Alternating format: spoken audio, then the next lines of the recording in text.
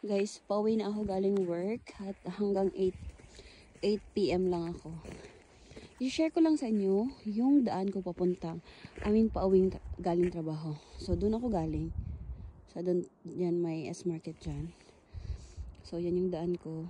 So, yung makikita nyo na madilim, forest yan. Mga kahoy-kahoy ba? Diba? Yan, yung daan na yan, is yan yung parang main road. Diba may sasakyan. Pero yung sasakyan dito guys, ano lang, konti lang talaga yung dumadaan. Tsaka dyan, malaking forest yan guys. Yan, dun sa banda. Yan. May paparating na, truck.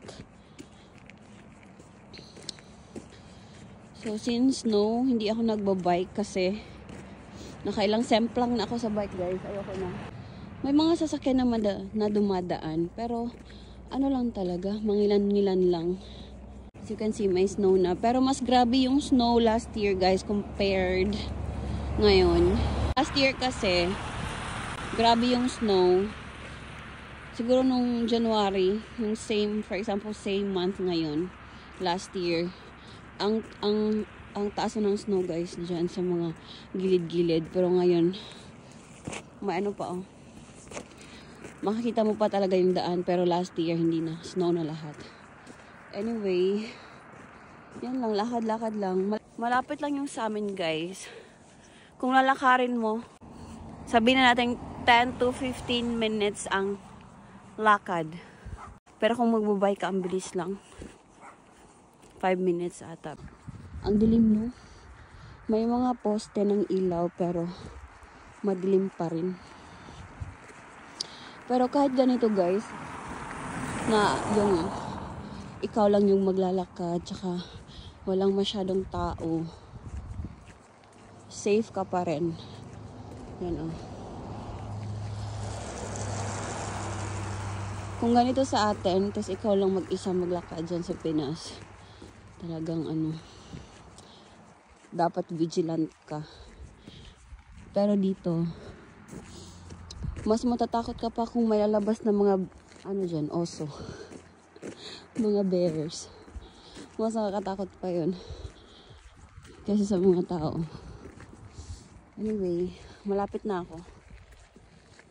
Yung building na yun, nakikita niyo ba? Madilim naman eh. Next nyan is yung building na namin. Papakita ko mamaya. Ang gusto ko dito guys is yung transpo. No need ka nang gumising talaga ng maaga. Kasi before ako ng trabaho ko, at least 2 hours akong gising before ako mag-duty. Kasi nga mag-prepare ka pa, and then yung pa, ang lamig ng kamay ko eh. It's -6. Anyway, diba? Tapos traffic pa. May ilang 1 to 2 hours biyahe mo papuntang work. Pero dito, alam nyo guys, for example, yung duty ko is alas 7 ng umaga. Yung alarm ko is alas 6. Diba?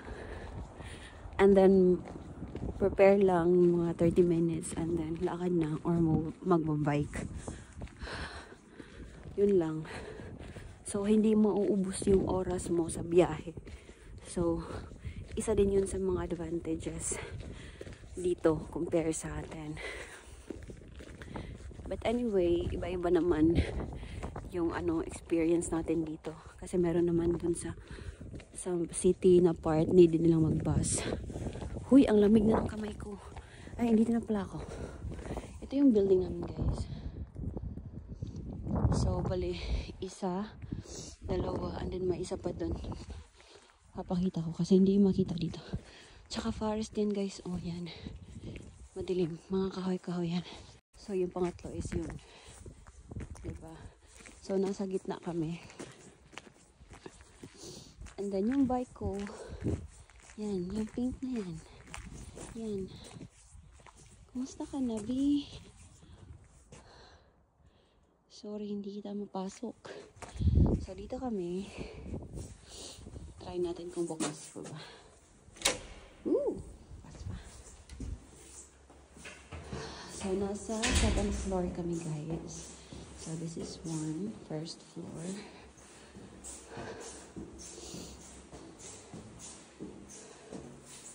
And then, second floor, dito kami. Dito yung, ano namin.